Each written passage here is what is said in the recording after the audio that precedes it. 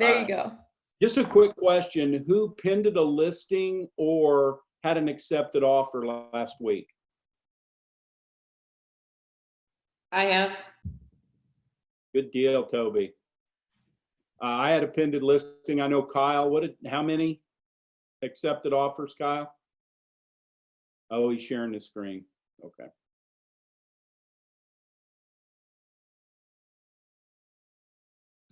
Did Kyle drop out? Hey, Kyle, do you know you're sharing your screen? Yeah, do I not share my screen? Yeah, go ahead. No, he was just asking you a question. Oh yeah, I'm sorry. It was on mute from a prior meeting. No problem. So just down where it says share screen, stop sharing. Got it. Perfect. Okay, but yeah, Corey and I did 3 buyers last week, 1 new construction and 2 resale. Okay, great. So apparently not everybody is self-quarantined. People are still buying houses, which kind of ties into all the data that we're seeing. People are still going to have to move. There's just maybe going to be less people out there, but the ones that are out there are going to be serious. So really just to get started, Gillian, can you, do you mind sharing a little bit about your background when the brokerage you were with before, no foul language, but the brokerage you were with before and your experience since you've come to Highgarden? Take it.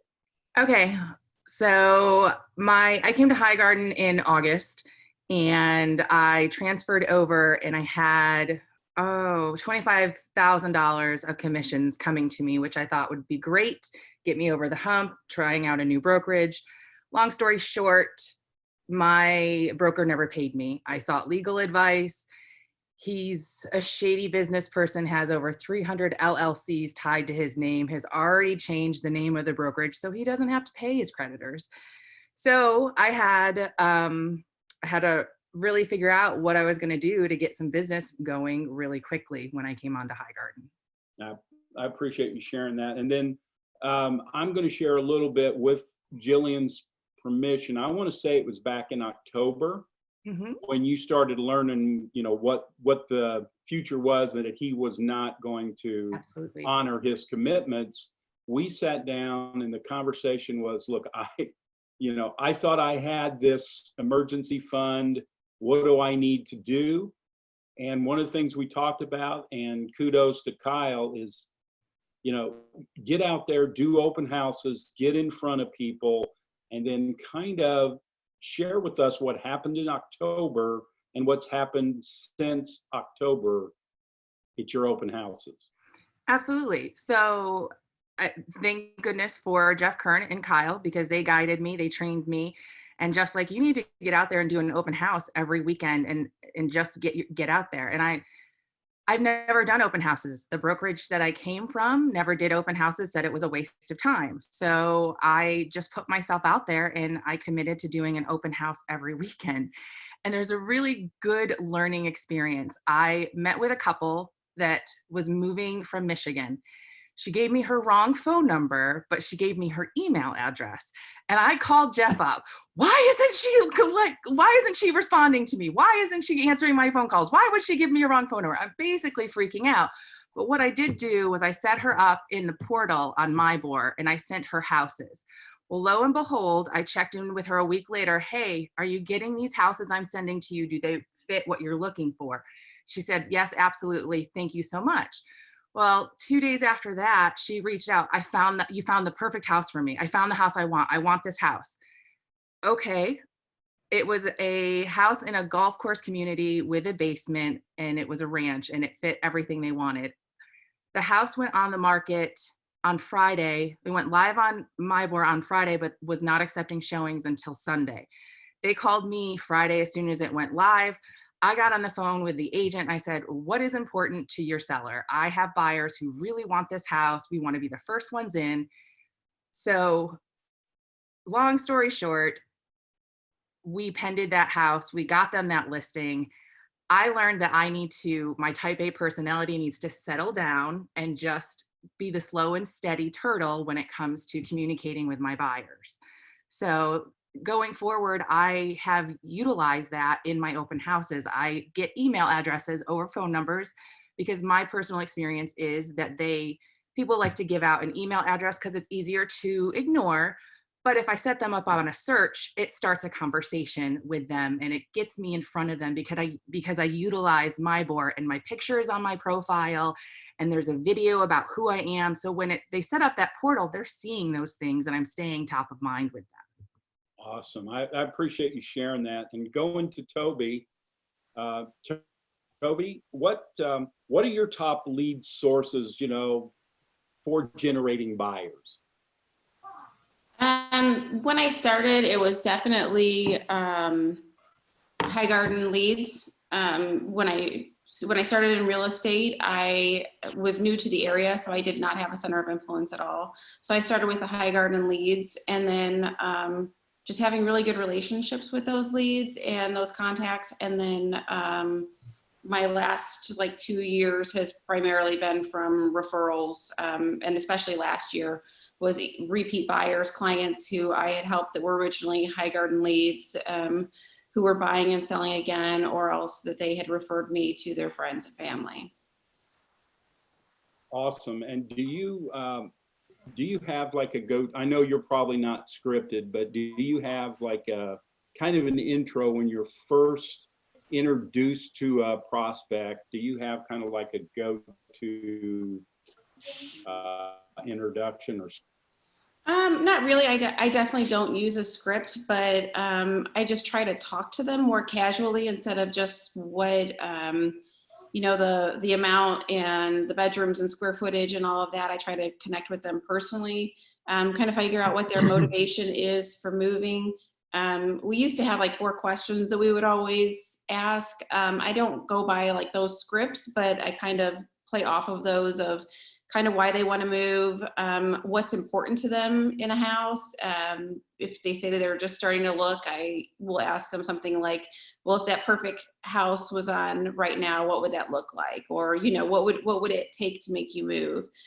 So kind of figuring that out, asking what their timeline is and if there's anything in the way of them moving right away, or if it's kind of to gauge when they could possibly be moving, if it's something that I need to act on right away, or if it's more long-term.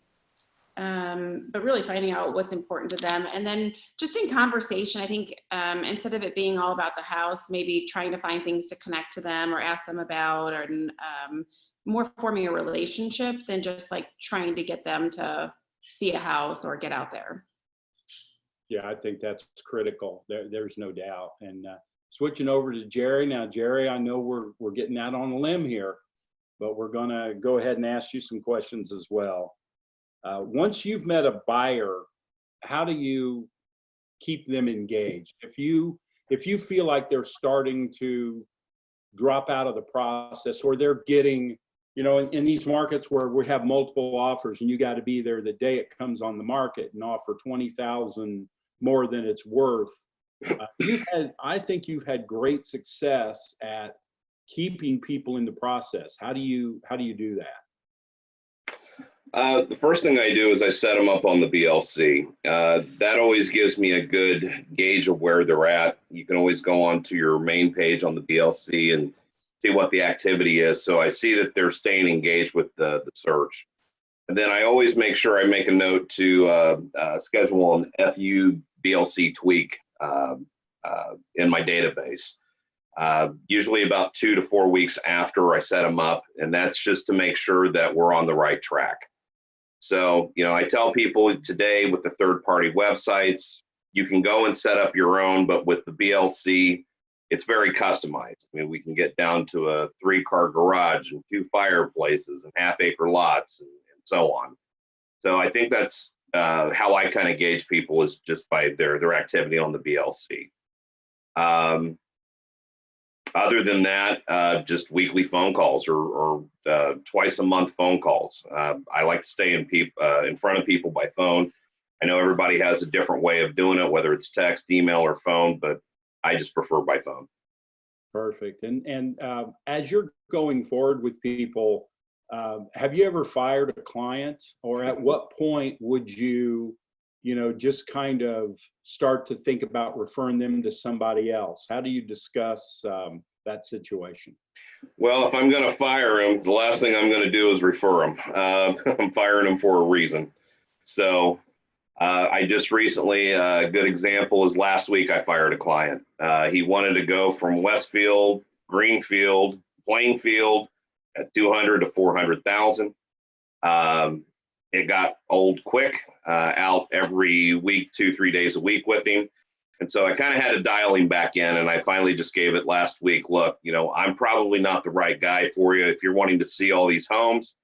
Yeah, it's time that you find somebody else. And he did. Yesterday, I got a phone call from him. There was 4 houses that he wanted to go look at last week that I knew wouldn't meet his criteria based on what he had given me. And I've been working with this guy for 3 months now. Last week or yesterday, he called me back up and said, hey, are you going to help me or not? And I said, well, you know, now that you've had a chance to go out there and see what we were talking about.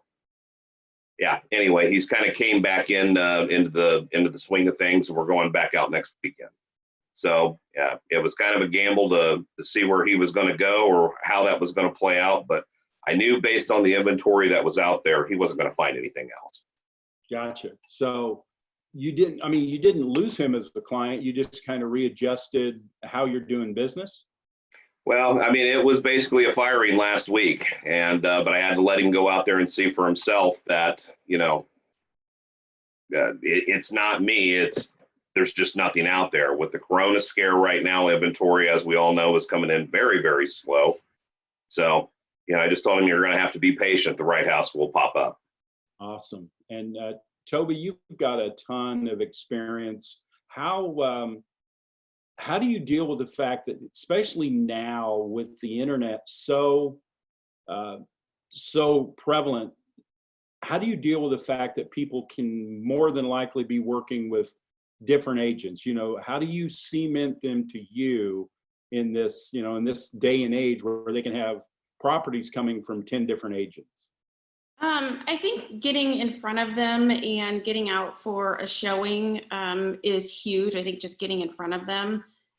Sometimes I think they just expect you to open the door and, you know, and they'll call different agents, you know, different listing agents to see houses, or they think they are when they go on Zillow or one of those. But I think getting in front of them and then having that product knowledge. So if you do go and show a property, don't let that be your only one. You know, kind of ask them what they liked about that, but then have the product knowledge of, okay, well, if this wasn't the right one, what about these? And kind of having your backup, you know, here's 2 other listings that we can see today, and knowing, you know, what else might fit their needs. But also asking them if they have considered new construction. So whenever I have, you know, like a list of properties to go and show someone, I'll look in and see the inventory of what new construction is a possibility, and then try to get them to go to new construction. So like have our showings and then know like, hey, if you have a few minutes, there's a neighborhood over here I'd like to show you, and walk them through a model, and especially if they have any spec homes that you can show them, because sometimes that's just so much easier, or they can, you know, think about building. Another thing is kind of figuring out what's really important to them, and having that product knowledge. So a lot of times people will say, well, I have to be in Fishers because they want those schools. Well, there's also parts of Noblesville that go to HSE schools. And so if you're just putting in Fishers, you may be missing a lot of less expensive houses that you know, could be possibilities for them where they'd still be in that school district, but much cheaper. The same thing with, you know, a lot of times people want to be in Fishers, but sometimes if they're just over the line in McCordsville or Fortville, prices are much, much cheaper. And if they don't have to have those schools, then they kind of have the benefits of, you know, the Fishers area, but they have the prices of McCordsville or Fortville. So I think just really knowing, especially new construction, and just knowing your area. Awesome. And switching over to Gillian, as a newer agent, I know one of the things we talked about was you didn't get a lot of training as far as adding value at your old brokerage, but how are you approaching that now, and how do you kind of address that concern that comes up every now and then, hey, you're a new agent, you don't have a ton of experience, why should I work with you? Well, I don't want to piggyback on what Toby just said, but a classic example is knowing your market. I have a closing this week with an out-of-state investor that came into Indianapolis. I met him at an open house. He came into Indianapolis to work with another agent, and I have a closing with him next week. And the reason, he said, you may not have the investment knowledge, but you have the market knowledge, and I trust you 100%, and I want to work with you. So I think it's just adding, it's being truthful. I was honest. Hey, I've never done investments before, but I can tell you what's going on in downtown. I've lived here for 10 years. I know that they're putting grant money into the old South Side. He was impressed by those knowledge, and that's just me being honest and letting him know what I know. That's great. Yeah, that's obviously very powerful. And switching over to Jerry, because I think you're very good at this. What are your techniques to create urgency? Usually I'll make a joke with a client, just kind of talking about the market and, telling them, look, you might have to fake a cough, bang your head up against the wall at work. We've got to go. I use examples of prior people that, thought I was kidding or being a used car salesman. That day when they got off work at home at 7 and called me to schedule an appointment, sure enough, it was already pending. So using prior examples of people that have gotten burnt. Another example I used is that Ryan told a client to bring an earnest deposit, went through the whole process, didn't bring the earnest deposit, went home 20 minutes later, came back and somebody had bought it 10 minutes before they got there. So I think a lot of times using examples as compared to going at people and just telling them this is what you need to do, this is how it is. I think typically people lighten up a little more when it's examples used in the past. Yeah. Awesome. And this is basically kind of opening this up to everybody. We'll start with you, Jerry. How, we teach getting your offer accepted. What are some of the techniques you use and how do you discuss that with your buyers? It's never a fun conversation. Usually by the second or third conversation, once I've got them set up on the BLC, I'm telling people in this price range, anything under 350, be prepared to go over list. As we know in the pre-approval period, not everybody's equipped to do that. So, I just let them know that, I've had offers accepted here in the last year that wasn't the highest offer, but they were the cleanest file. I think having a extremely clean file for the listing agent, building that rapport with the listing agent can go a long ways, because I've had offers that had us beat by 5,000 or more, but we just had the cleaner offer. If you don't mind, go a little deeper. When you say cleaner offer for some of the newer agents, what are some of the key things that you make sure are clean in your offer? Well, every agent's a little different in what they're looking for. So I make sure I follow up with the lender if it's an outside lender. I follow up because sometimes the conditions that they can have on the pre-approval can be a little scary for a listing agent that's reading it. So sometimes I'll talk to the listing or the lender, have them clean up the pre-approval so it doesn't look like they just talked to them for 5 minutes and it's putting out a pre-approval. The other thing is I have them signing off on the pre-approval. I have a copy of the earnest deposit. Little trick that we had out in Vegas, if all things are equal, and it's a $200,000 house, and out there it was around 1% on the earnest deposit. If we're going into a multiple offer situation, go 4,000 or 5,000 on the earnest deposit, just to set yourself apart. It doesn't mean anything. We all know that if the deal falls out, it's going to, they're going to get their earnest deposit back as long as they don't flake out and move to Florida.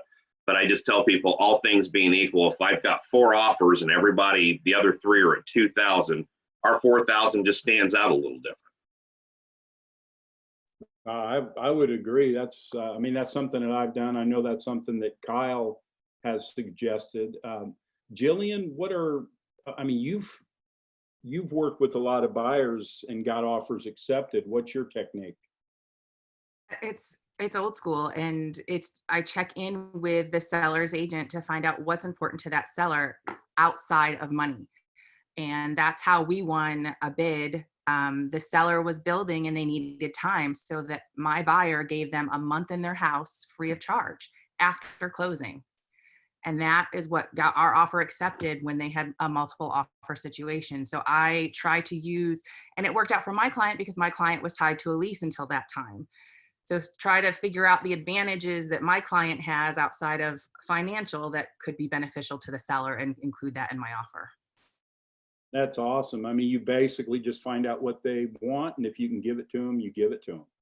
Yep. And then Toby, what would you add to this?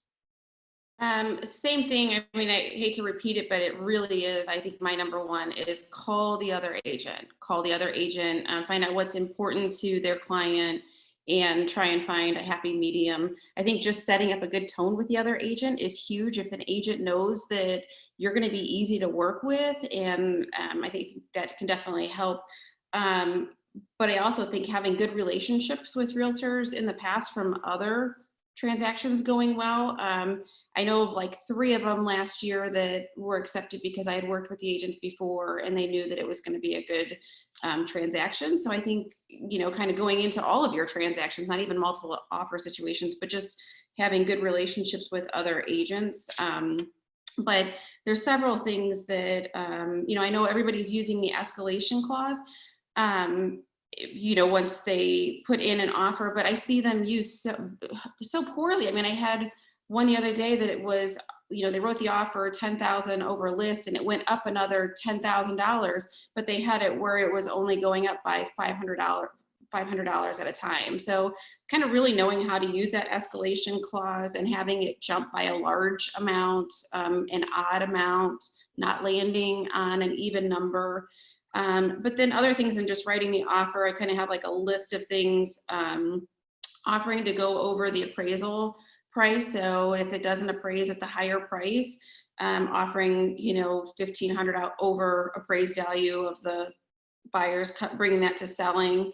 A bunch of things like if they staying in the property for longer, giving them, you know, not taking possession.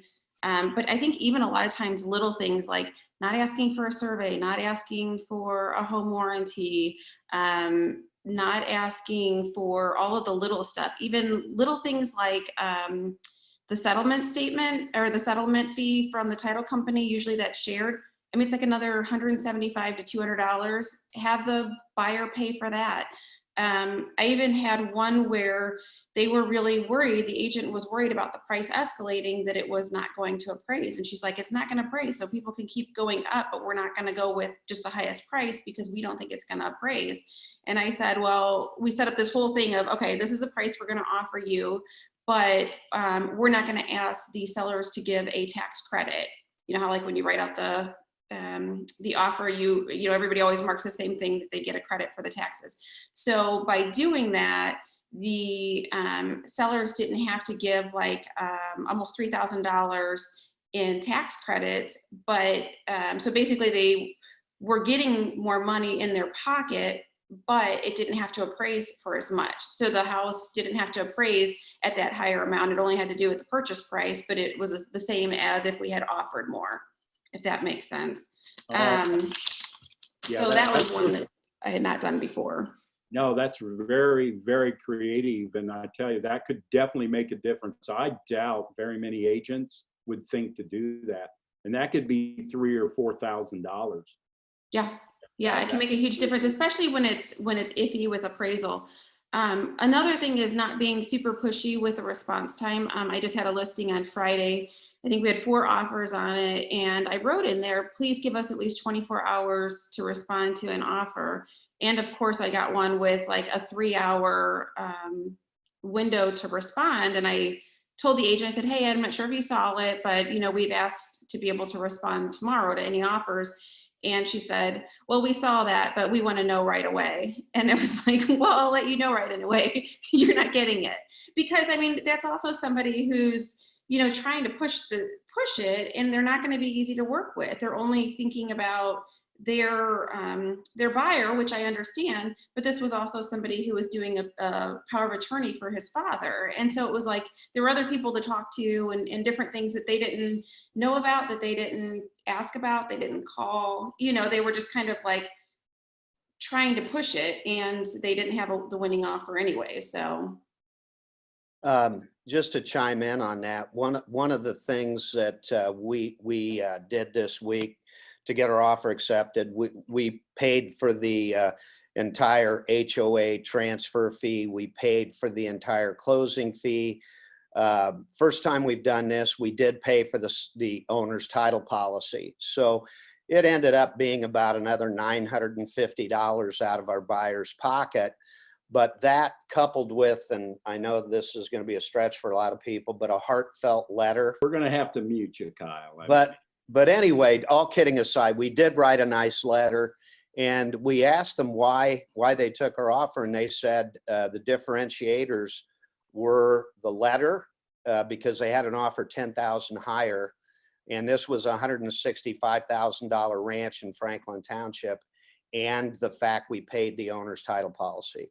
So those two things are what got that one accepted. So as we've all seen, there are a lot of ways to do this. Absolutely. And for everybody. Hey, Jeff, Yes. I've got a quick question, just kind of going back on something that had been mentioned earlier, as far as allowing the seller to have possession past closing. How are you guys handling that? Because that's one where I've had some troubles with, as far as too much liability on the buyer.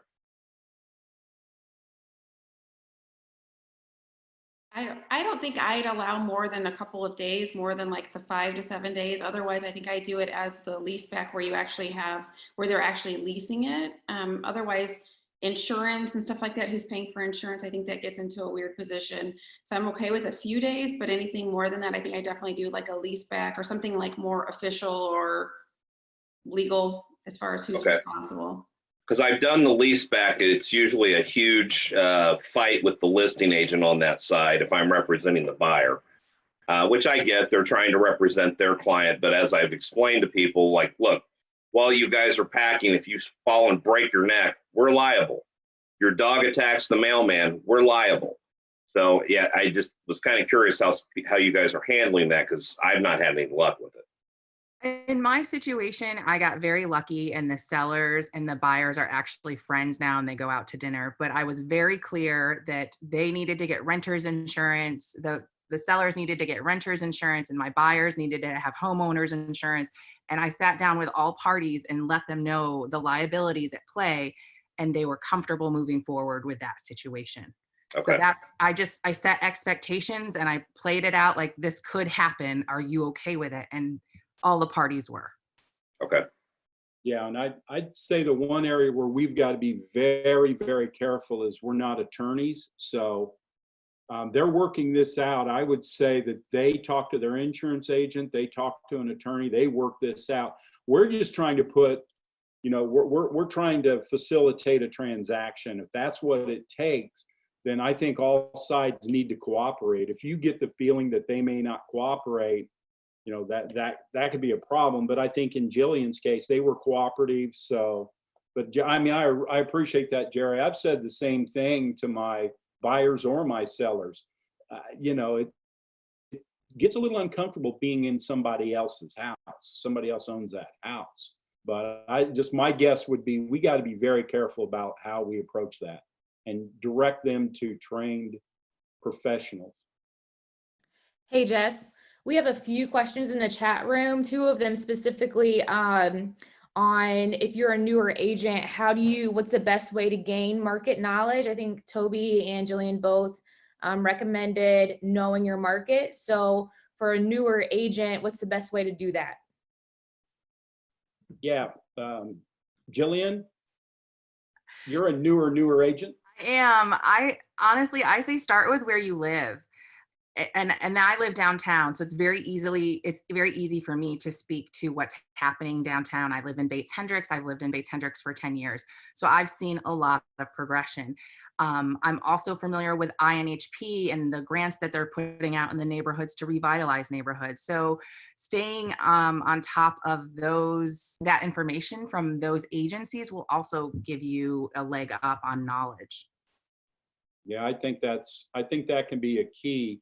I know when we were getting started in this business, there's just this, I want to get out and I want to sell some real estate and I'm going to go everywhere and do everything. But I think Gillian has done a good job of focusing on an area that she knows where she can add value and she's a resource. So yeah, that's great advice. Toby? Hey, Jeff. Yeah. One thing I know, I'm not out there on the street selling like you guys, but I know one thing that we've had agents talk about before. The simple thing to do would just be to set yourself up, on the BLC or at a gateway to the IMS, for the area, for your neighborhood, or for the neighborhood that you want to focus in on, whether it's a zip code, a city, or a specific neighborhood or an area of town, so that every single house that comes on the market and goes off the market. You're looking at the prices, where they started the lists, what they sold for, how many days on market. I think that's a quick and easy way to, at least the first step in getting knowledge about the area you want to specialize in. And obviously, I think you guys probably have a ton more ideas of joining your local HOAs, being a part of the community, whether it's social media, all the groups on Facebook now. I mean, for Bates Hendricks, for example, I'm sure that there's a group for Bates Hendricks. I talked to an agent that she's very into fashion. There's all kinds of groups on Facebook, specifically in Indianapolis, that deal with fashion. Those are the type of things that, I think that if you start with the BLC, make sure that area of town, the prices, the homes going on and off the market, but then expand on your social media into the, some of those groups that are local to the areas that you want to specialize in. Another way to do it that we've found enormously effective, and it's extremely easy to do, is before we go out on a listing, we'll pick, let's say we're going to go up to Hamilton Southeastern School District. We're going to list in the mid 220s. We'll run the absorption rate from 200 to 250 for the entire school district in that price range for like houses. And you can sound like you really know the marketplace when you can come back and say, okay, in the last 12 months from 2 to 250, your type of home, there have been 10 sell a month. The current inventory is 3. So we have about 10 days of inventory on the market right now. So it's a great time to be able to list your home. That is a very easy, non-time consuming thing to do. And you sound smarter than anybody out there. So run an absorption rate. Once again, an absorption rate, people think in terms of 1 year. So you just run the actives and the solds, forget the pendings. You don't have to complicate it. Actives and sold for the last 12 months for whatever price range you're going after, like on a listing, or even if it's a buy, doesn't make any difference which side you're on. Divide the annual number by 12. That gives you your monthly absorption rate, meaning how many homes sell per month, and then divide the active by the monthly absorption rate, excuse me, and that gives you the number of weeks or months of inventory. A balanced market, according to the National Association of Realtors, is 6 months. Some of us feel it's different than that depending on a local market. But boy, do you sound smart in a listing appointment when you can quote that data, and it's minutes. It just takes you minutes. Hey, Jeff. Oh, go ahead. Yes. Yeah, based on the question Robin gave, one thing I'd also like to tell the new agents, you've got to focus on new construction. Know the new construction. You don't have to know every builder, but pick 3 or 4 builders that you like, trust, like their floor plans, whatever, and get to know their inventory. 9 times out of 10, when I'm talking to a client and you mention new construction, their initial reaction is no, no, no, no, no. Well, as we know, there are certain areas where new construction is going to be, for example, Fortville. It's I joke with clients, it's either going to be 70 years old or 6 months old. It's up to you. 9 times out of 10, or I should say 7 times out of 10, they'll go with the new construction option. So, the new agents that are asking, know your new construction, at least 3 or 4 builders, and that'll get you a long way. The other thing here in Indianapolis for the new agents, brokers, we have a comprehensive tool. It's on the website, newconstructionneighborhoods.com. It gives you all of the new construction neighborhoods in the MyBore network, and it's sorted by school system and price. You can download it anytime you want for free, newconstructionneighborhoodsplural.com. It makes you look like an expert on new construction, one page at a glance. Hey, everybody, please mute if you're not talking. Please mute. We've got a ton of background noise. So if you can, please mute. I would say when I was a new agent, one of the things that I did was actually going to new construction neighborhoods and walking the models and getting to know agents. I think or sales reps, when you know sales reps and you have somebody, they're a great contact to have. If you could say, hey, if you have an agent that you can call and say, hey, I've got somebody who wants this type of house with a basement and in this price range, what neighborhoods would you send them to, and so they know their product. And so it helps you to be more knowledgeable. So I think having sales reps from all the different builders, and then also if you're going to send them houses, if they're looking in a certain price range, you can look and see what neighborhoods or what new construction are possibilities. And you can send that information to them and then register them as soon as you send it. So I think that's huge, rather than just giving away that information, registering them and then selling them. And if you have a good contact there, they'll let you know if they've come in or if they've looked. But I think just going to different neighborhoods really helps, I think, more than just looking online, of knowing neighborhoods and products. And I think in the beginning, I did a lot of new construction because it is hard, especially in this market. It's hard to find inventory. So if you know sales reps and you know neighborhoods to take them to, it's easier to build that rapport. You have that product knowledge and then take them to new construction.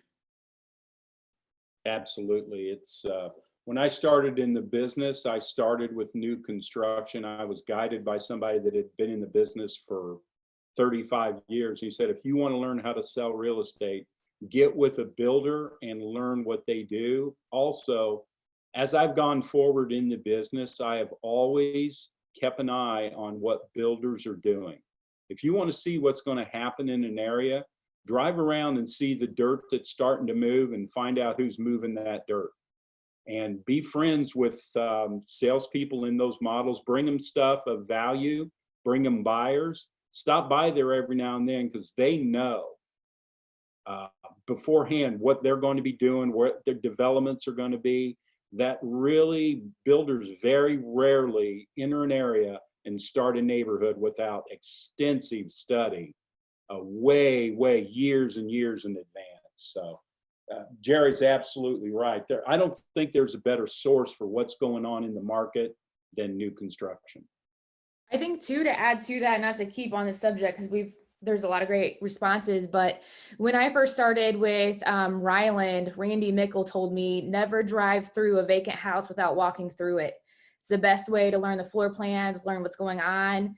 And I think that's the same for existing. If you want to know neighborhoods, look at the vacant listings in the neighborhood, set up a showing to go see the house too, see what's out there for what price points and what features are in those homes. And it's a great way to learn the communities. All right, do we have any more questions while we've got everybody online? I don't know if there's anything, Robin, is there anything else coming in on the chat? It looks like Toby has something to say. Well, I was going to say, another thing is utilizing other agents. I don't know all areas. I don't sell. I kind of tend to stay in the same places. So when I do have somebody who wants to look in downtown, Plainfield, Avon, somewhere that I'm not familiar with, I don't know those neighborhoods. So I'll research as much as I can and figure out new construction there. But one of the things over the years that has really helped me is going back to other agents. And even if you do a search and look up our office and see, who sold a bunch in Greenwood or who sold downtown, you can, kind of do those searches and then call those agents. Or if certain people are in certain areas, I think that's awesome to be able to use each other and the knowledge that we have. So I think we have a great community and people have always been very willing to help. So I think finding out who specializes in that area and asking them questions. Yeah, and something that Cody just shared, and it's a good point. There are areas like Gillian downtown from street to street. I would say there's areas where you want to buy a house and there's areas where you don't want to buy a house. If you're familiar with an area like that, you can add tremendous value by knowing from block to block what the curve is. I mean, we had that meeting with, oh, good Lord, my brain, Onyx East. And they were talking about some of the areas that they're going into, some of the areas that they're not into. But if you're in the downtown market, I would definitely have a relationship with someone from that company because they're going to be able to give you knowledge that's extremely valuable. The other thing is look for some off-market properties. If you're working with investors or you're working with people that just can't find a home, once again, just those things that aren't on the BLC, things that people can't find on Zillow, things that we have access to that they can't do on their own. I think those are the areas where we can add value. Hey, Jeff, I want to make a comment here. Yes. Hey, Jeff, can you hear me? Sure. I hope everyone's enjoying this across the country. One thing I want to make sure everybody understands, we're going to do the best we can, and we're going to have guests from other markets. We don't want this to be too Indianapolis focused. So when we're saying things like BLC, which I know no one else has ever heard of if you don't operate in Indiana, which, by the way, that's what locally we call the MLS. We're going to try to generalize things as much as possible so that the content is relatable. And, if we need to jump in and point out some things, or Onyx and East is a developer in downtown Indianapolis, for an example. We just want to make sure that everybody across the country is enjoying the content, that we're going to be as well-rounded as possible. And please share as much as you can on what you like, didn't like, and how we can improve this, because we're learning as we go here, and hopefully everybody's enjoying this. Thanks, Jeff. Yes, thanks.